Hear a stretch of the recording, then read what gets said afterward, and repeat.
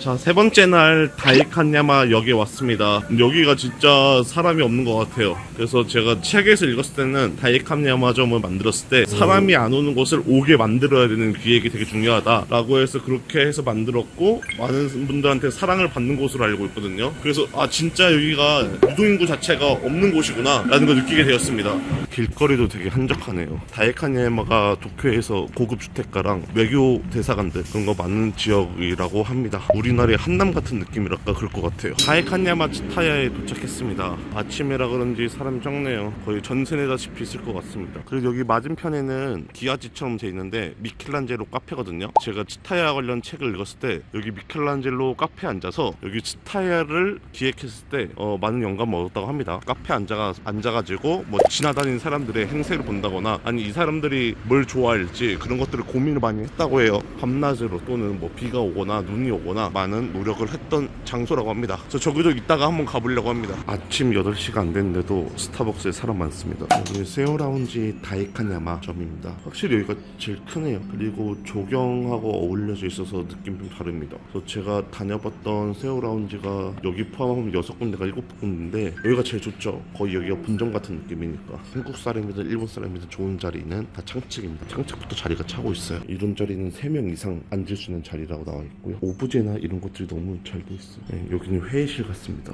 별도의 라운지처럼 하는데 여기서 또 돈 받고 팔겠죠. 그리고 전반적으로 세오 라운지는 조도가 안 높아요. 저희 드림캐치스 같은 경우만 해도 되게 밝게 놓잖아요. 근데 세오 라운지는 조도가 안 높다. 그래서 딱 그 환경에 더 집중할 수 있게 만드는 것 같고, 그러다 보니까 장점이 밤에 오면 더 예쁘다 그 점은 있습니다. 그러니까 여기도 북테리어 그리고 우드 인테리어 똑같습니다. 그리고 여기 캔틴이 여기 더 넓네요. 간식이나 그런 거는 대동 소유한 것 같습니다. 그리고 치타야는 이런 갓등을 다 살리는 것 같아요. 갓등을 잘 살려서 더 은은한 효과를 주고 있는 것 같습니다. 이것도 만들려면 돈 많이 들었을 거예요. 이런 것도 다 돈이거든요. 우드로 천장 마감하고 하는 것도. 치타야가 만든 T사이트라고 하거든요. 이거를. 그러니까 T사이트 안에 치타야 서점도 있고 어떤 스타벅스도 있고 세오라운지도 있고 또 기타 다른 컨텐츠들도 있는 겁니다. 근데 그 중에 한 스팟이 세오라운지다 라고 볼 수가 있는 거죠. 그리고 세오라운지는 가보면 이거 잘 해놨어요. 여기 어떻게 보면 중앙 오픈 테이블인데 이렇게 앉았을 때 앞사람이 보이지 않게끔 이거를 북 파티션으로 해가지고 구획을 해놔가지고 이 자리도 종종 많이 앉는 것 같습니다. 여기가 다이칸야마 T사이트 맵이거든요.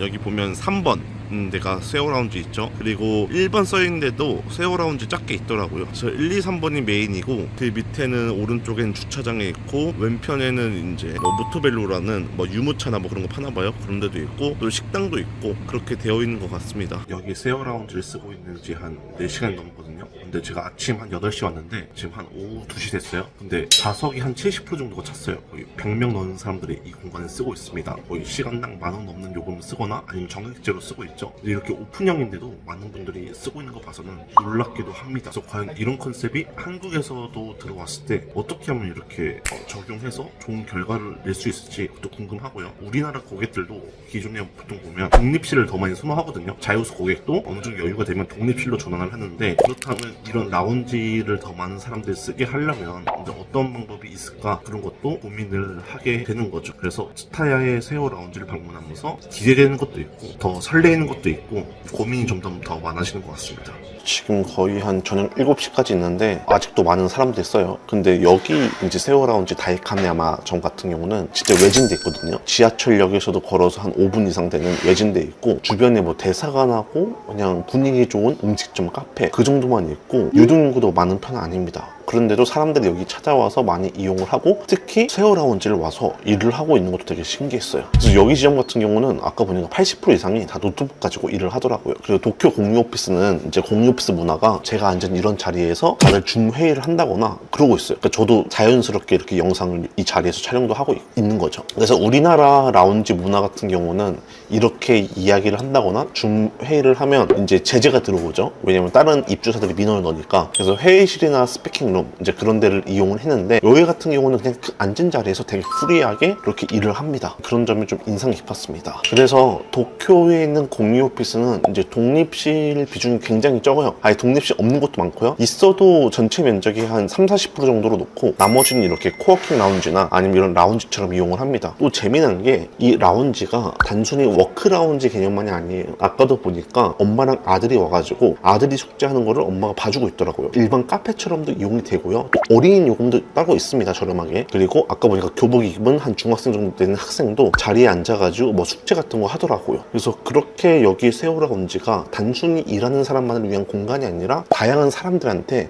사용할 수 있는 공간으로 이제 되었다는 거죠. 그 점에서도 되게 좋게 보는 거죠. 왜냐면 일반적으로 일하는 사람만 있으면 아무래도 타겟이 정해져 있으니까요. 그래서 그 점은 진짜 우리도 배울 점이 되게 많은 것 같다라고 느꼈습니다. 그래서 3일 동안 이제 치타야 세워라운지를 벤치마킹 많이 했는데 바로 드림캐쳐스에 접목할 것도 있거든요. 그래서 간단한 거는 바로 이제 시작을 하려고 하고요. 그리고 이렇게 라운지 위주로 하는 것도 한번 직영점으로도 이제 검토를 해보려고 합니다. 제 생각에는 이제 그런 곳은 일단은 사람이 많긴 해야 될 것 같아요. 아직 우리나라 공유 오피스 트렌드상 일반 동네에 이런 컨셉의 라운지형 공유 오피스를 한다는 거는 살짝 리스크가 있는 것 같고요. 사람이 많은 뭐 홍대라든가 건대라든가 왕십리라든가 강남이라든가 아니면 사당이라든가 그런 쪽을 먼저 테스트를 해보고 결과를 봐야 될 것 같습니다. 그러면 뭔가 좀 나오지 않을까 싶기도 합니다. 그래서 이 부분도 좀 더 면밀하게 검토를 해봐야겠죠. 왜냐면 이런 수준으로 꾸민다는 거는 인테리어비가 굉장히 많이 들어요. 그래서 한 100평 정도는 해야 되니까 100평 기준으로 거의 3억 정도 들 수가 있거든요. 그래서 면밀히 더 조사를 해보고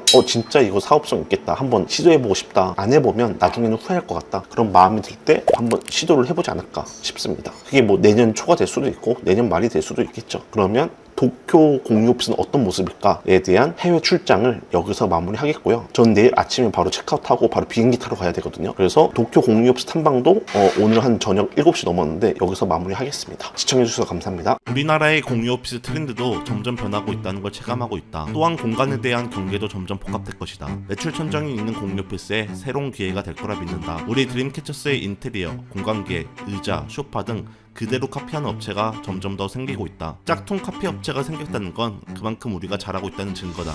그러나 국내 공유업 시장을 바꾸겠다는 우리의 진심은 카피하지 못한다. 왜? 그들은 돈에만 맹목되어서 공유오피스의 진심이 아니기 때문이다. 카피 업체의 말로는 정해져 있기 때문에 크게 개의치 않고 드림캐쳐스는 지금까지 그래왔던 것처럼 국내 공유오피스의 새로운 트렌드를 선도할 것이다. 앞으로 국내 공유오피스의 변화가 기대되는 이유 중 하나다.